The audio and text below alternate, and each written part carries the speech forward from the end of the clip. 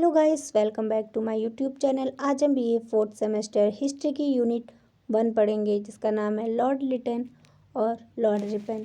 Lord Liton के बारे में इससे पहले वीडियो में हम डिस्कस कर चुके हैं। इस वीडियो में हम लॉर्ड रिपन के बारे में पढ़ेंगे। तो चलिए शुरू करते हैं। लॉर्ड रिपन का शासनकाल। लॉर्ड रिपन का शासनकाल 1880 से 1884 तक था।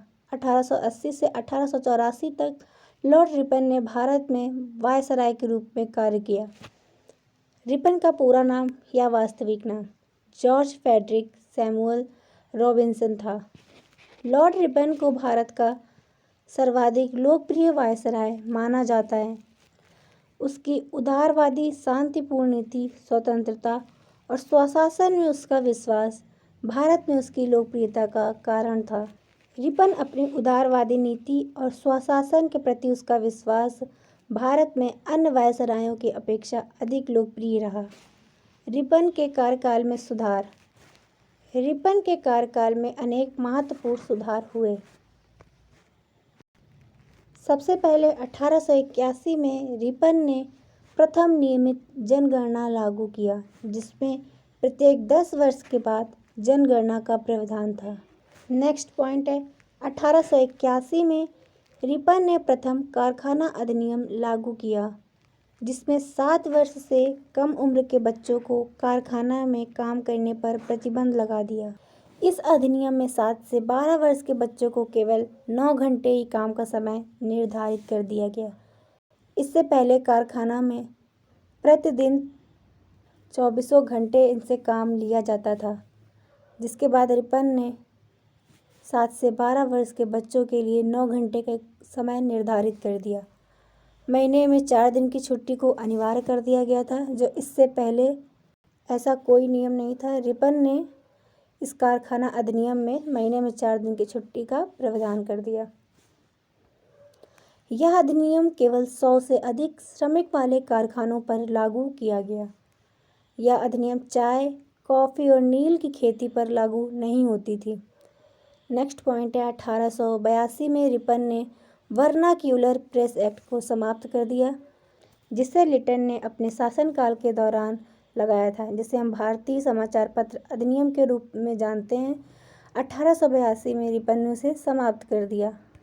रिपन ने सिविल सेवा में शामिल होने वाले नागरिकों की आयु 19 से बढ़ाकर 21 वर्ष कर दी, जो कि लिटन के शासनकाल में लिटन ने परीक्षा में शामिल होने वाले नागरिकों की आयु 21 वर्ष से घटाकर 19 वर्ष कर दी थी, जिसे रिपन ने 19 से बढ़ाकर 21 वर्ष कर दी। 1882 में लॉर्ड रिपन ने स्थानीय स्वशासन लागू किया, जिसमें गांवों में बोर्ड और शहरों में नगरपालिका का गठन किया गया। स्थानीय स्वशासन में किए गए सुधारों के कारण रिपन को स्थानीय स्वशासन का जनक कहा जाता है। यह एक इम्पॉर्टेंट क्वेश्चन बनता है इससे कि स्थानीय स्वशासन का जनक किसे कहा जाता है, तो वो है रिपन। रिपन को स्थानीय स्वशासन का जनक कहा जाता है। नेक्स्ट पॉइंट है 1882 में सर विलियम हंटर की अध्यक्षता में शिक्षा आयोग का गठन किया गया। इस आयोग में सरकार ने शिक्षा व उन्नति पर बल दिया। नेक्स्ट पॉइंट है रिपन ने 1883 में इल्बर्ट विल विधेयक पारित किया। इस बिल के तहत भारतीय न्यायाधीशों को यूरोपियनों से संबंधित मुकदमों की सुनवाई का अधिकार प्रदान किया गया, जिसका अंग्रेजों ने कड़ा विरोध किया। इसे भारतीय इतिहास में श्वेत विद्रोह के नाम से जाना जाता है। किस विधेयक को श्वेत विद्रोह के नाम से जाना जाता है, तो वह है इल्बर्ट विल विधेयक। नेक्स्ट, रिपन का त्याग पत्र। मिस्र पर अधिकार करने के लिए एक भारतीय सेना की टुकड़ी मिस्र भेजी गई। इसके व्यय का एक भाग भारतीय राजस्व से देने के लिए कहा, तो रिपन ने इसका विरोध किया और 1884 में अपने पद से त्यागपत्र दे दिया। 1909 में लॉर्ड रिपन की मृत्यु हो गई।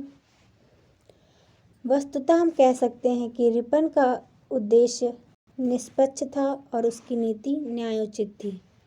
रिपन ने अपने बारे में कलकत्ता के अपने प्रथम वक्तव्य में ही कहा था कि मेरा मूल्यांकन मेरे कार्यों से करना, शब्दों से नहीं। लॉर्ड रिपन के संबंध में मदन मोहन मालवीय का यह कथन है कि रिपन भारतीय वायसरायों में सबसे अधिक लोकप्रिय था।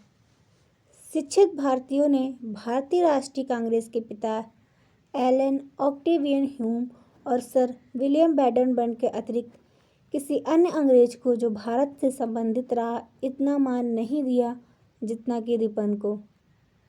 इस संबंध में फ्लोरेंस नाइटिंगेल का भी एक कथन है। फ्लोरेंस नाइटिंगेल ने रिपन के शासनकाल को भारत का स्वर्ण काल कहा और उन्हें भारत के उद्धारक की संज्ञा दी।